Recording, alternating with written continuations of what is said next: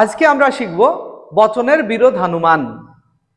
আমরা ধারাবাহিকভাবে বচনের বিরোধিতা শিখে আসলাম। আজ আমাদের আলোচনার বিষয় হলো বচনের বিরোধানুমান। বচনের বিরোধানুমান কি এটা প্রথম আমরা জানব।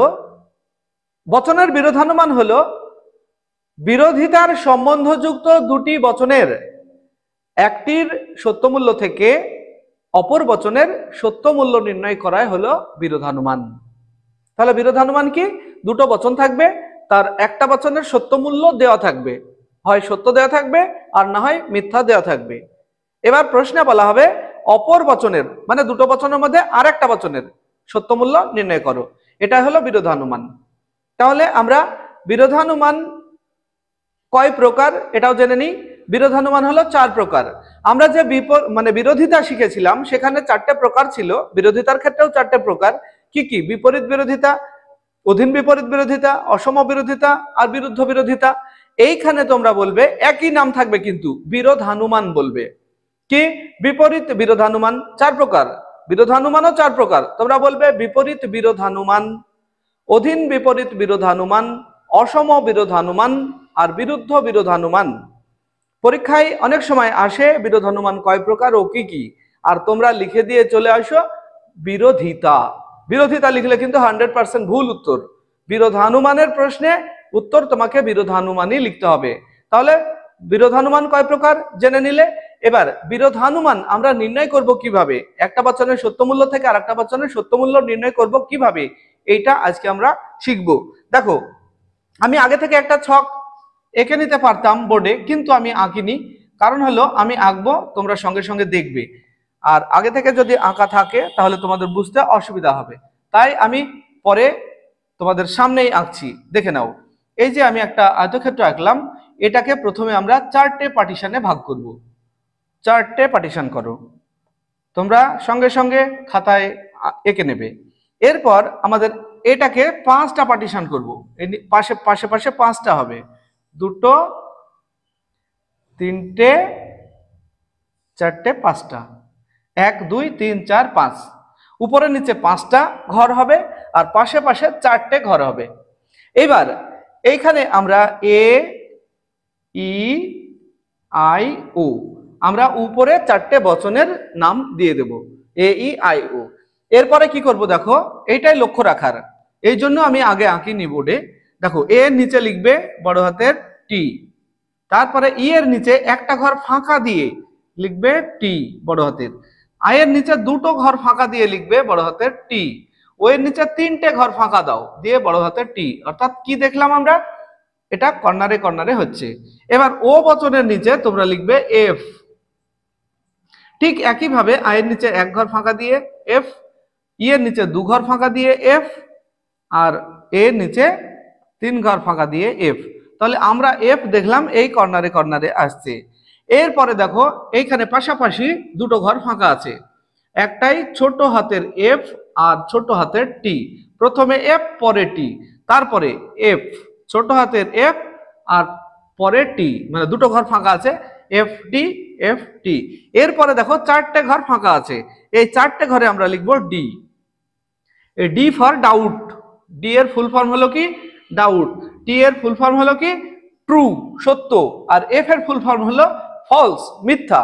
তাহলে এবার আমরা কিন্তু ছকটা পেয়ে গেলাম। এটা হলো কি? বিরোধানুমানের ছক। এবার দেখো পরীক্ষায় কিভাবে আসে আর আমরা কিভাবে তার উত্তর লিখব। যদি পরীক্ষায় আসে এ বচন সত্য, ও বচন কি হবে? আমি পুরো বাক্য লিখছি না, তোমরা লিখে নেবে। এ বচন সত্য হলে ও বচন ড্যাশ।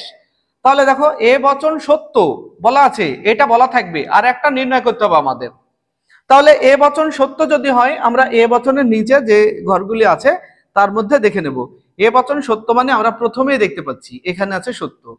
তাহলে এ বচন যদি সত্য হয়, এবার ও বচন কি হবে? ও বচন দেখো এই লাইনে যেতে হবে তোমাকে।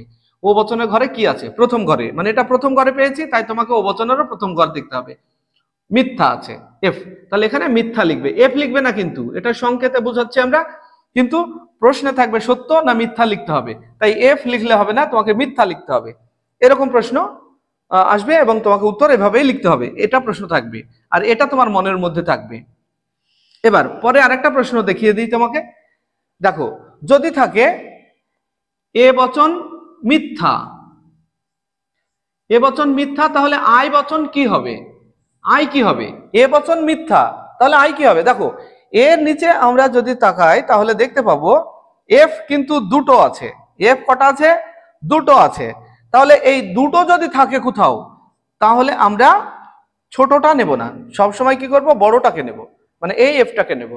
দুটো যদি এফ পাই তাহলে আমরা সব সময় বড়টাকে নেব। তাহলে এখানে তোমাদের প্রশ্ন হতে পারে ছোট বড়র পার্থক্য কি? না, মানের ক্ষেত্রে কোনো পার্থক্য নেই। ছোটর ক্ষেত্রেও মিথ্যা, বড়র ক্ষেত্রেও মিথ্যা, কিন্তু পার্থক্য এই জন্যই যে একই লাইনে যদি আমরা দুটো পেয়ে যাই তাহলে ছোটটা নেব না, বড়টা নেব। তাহলে আমরা এ বচন যদি মিথ্যা হয়, প্রশ্নে আছে এ বচন মিথ্যা, তাহলে আমরা এর নিচে দেখব, এর নিচে ছোটটা নেব না, বড়টা নেব। তাহলে নিচের ঘরে পাচ্ছি আমরা মিথ্যা, আর প্রশ্নে আছে আই বচন কি হবে? তাহলে নিচের ঘরে আই বচনে কি আছে দেখে নাও। এই দেখো, আয়ের নিচের ঘরে আছে ডি, মানে অনিশ্চিত। তাহলে এখানে তোমরা লিখবে অনিশ্চিত, অনিশ্চিত। এই হলো আমাদের বিরোধানুমান। এবার এই বিরোধানুমান তোমরা আশা করছি বুঝতে পেরেছো। যে কোনো বচনের ক্ষেত্রে যদি প্রশ্ন আসে যে একটা বচন সত্য কি মিথ্যা দেওয়া থাকলো, এবং তোমরা এই ছক হিসাবে বলে নেবে। একটু মুখে মুখে আলোচনা করে নিই। ও বচন মিথ্যা দেওয়া আছে, তাহলে ই বচন কি হবে? ও মিথ্যা, তাহলে ই কি হবে? মিথ্যা। এটা এফ আছে, তাহলে মিথ্যা।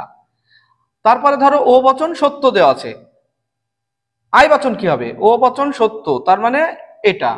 ও বচন সত্য কিন্তু দুটো আছে, দেখো এখানে একটা আছে, এখানে একটা আছে, আমরা কিন্তু ছোটটা নেব না, বড়টা নেব। তাহলে এটা আই বচন কি হবে? আয়ের এই 4 নম্বর ঘরে দেখতে হবে ডি, অনিশ্চিত। এইভাবে আমরা সত্যমূল্য নির্ণয় করব।